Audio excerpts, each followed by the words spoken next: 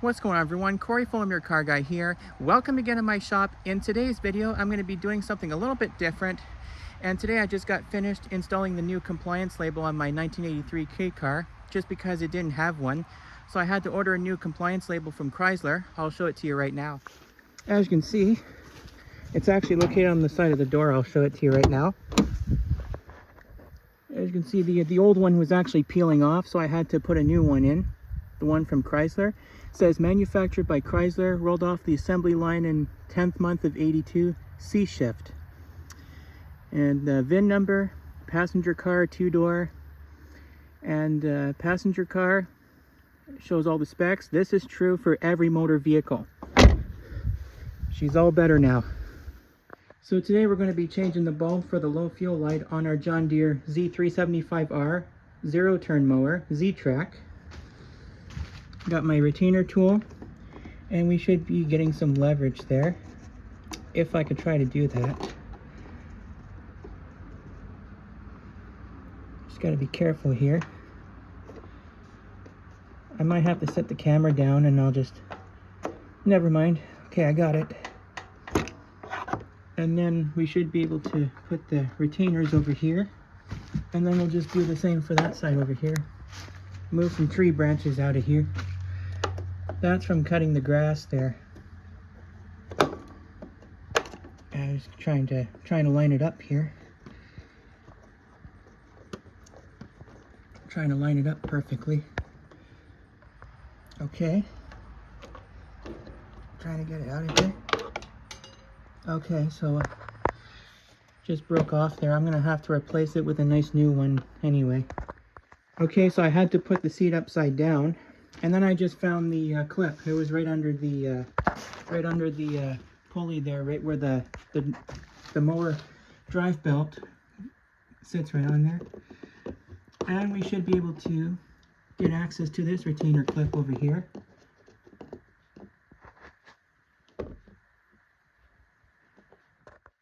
And that's 3. Okay. So I'll have to set that over here, and then I'll take this little thing off here. There.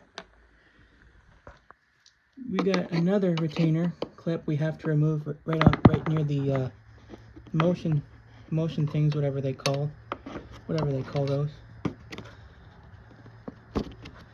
Okay. And then we'll just remove this clip from the left side over here.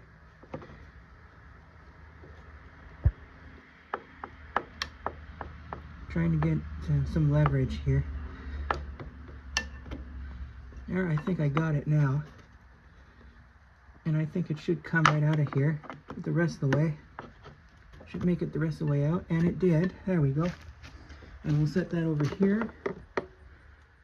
And I think I'll just take those covers off, just to make things easier, you know. Set them over here. Same with the battery tray over here. That gives you access to the battery. I might have to use my leaf blower to clean that off, so that's not a big deal. Here, so now we'll clean this thing off. It's gonna look nice and better now, once we test everything out. There. Alright, so I finally did manage to get this panel off here. See if we can try to get access to that bulb right under there, which is the inside the housing. Right under there, don't know if you can see it. I can just try and get access to it right under there. There we go. I'm just gonna reach my hand right under here. It's this one over here. Don't know if you can see it. Put my camera there. So we just turn that counterclockwise, and the housing should come right out of there, just like that. And then we can remove the bulb, and then I'll just replace it with a new one. I'm pretty sure the bulb is burnt out in this one. I think it was like that when we first bought the tractor or the lawnmower back in 2018. And there it goes. There's the bulb. It says 194. That's the part number. I might have some longer life bulbs in there. And lucky me, found another bulb. The ones that I was using for my tail lights on my 93 Fleetwood. It's right back there where all my parts used to be, the ones that I took off my Cadillac. Anyways, we can just go ahead and grab our new bulb, and then we'll install it on the low fuel light. And then we'll just test everything and make sure it works. Alright, we'll just prep our new bulb, and then we'll install it into the housing. Right over here. Goes right in there really easy. And then we'll just fit it right back into the housing. Okay, there we go. Trying to feel the hole. Alright, so I finally got it in there really good. So all we got to do is test it and make sure it works. Okay, so I had to grab a shop towel and clean a little bit right over here. Now we'll stick the key in and we'll see if it works. Moment of truth. Okay, so I think it only activates when the fuel is low. Try it again.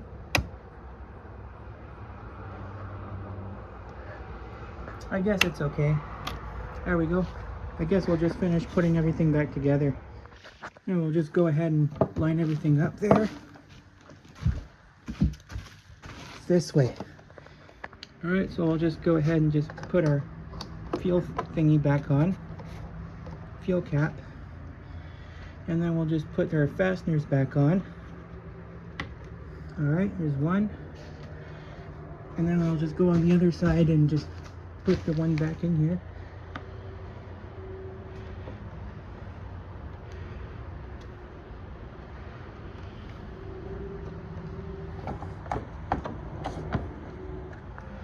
And now we're for the third clip. There. And now for that side too.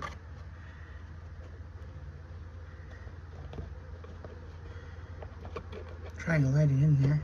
There we go. And now for the last one, which is right over here. There.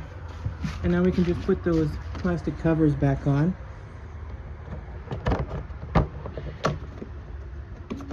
There. That's looking a lot better now. And I think the last thing we're going to do is put the seat back up. Alright. Everything's lined up perfectly. There we go. Alright, so we're just gonna check one more time here. Okay, so it doesn't flash when the key is on. And we're reading at 114.6 hours. That's good. Put our parking brake on. I'll just park this thing back on the other side. Well, I think that's going to pretty much wrap it up for this video, and I hope you guys enjoyed. Now we got a nice new bulb for the low fuel light on our John Deere zero-turn mower, which is awesome. And plus the K-Car has got a nice new compliance label installed, which is good. Anyway, go ahead and subscribe to this channel if you haven't already. Definitely consider clicking on the subscribe button because I've got lots more content coming up. And by the way, if I can't sell my 1983 K-Car, I'll just use it for my next project series videos once I'm done doing the project series video on my Cadillac. Anyway, be sure to turn on these notifications by clicking on the bell so you can get notified of new uploads. And one more thing, don't forget to give it a thumbs up because it really helps those videos a lot. With that being said, be sure to stay tuned next time, guys. There is a lot more where it came from, and I'll see you all in the next video. Take care, everyone.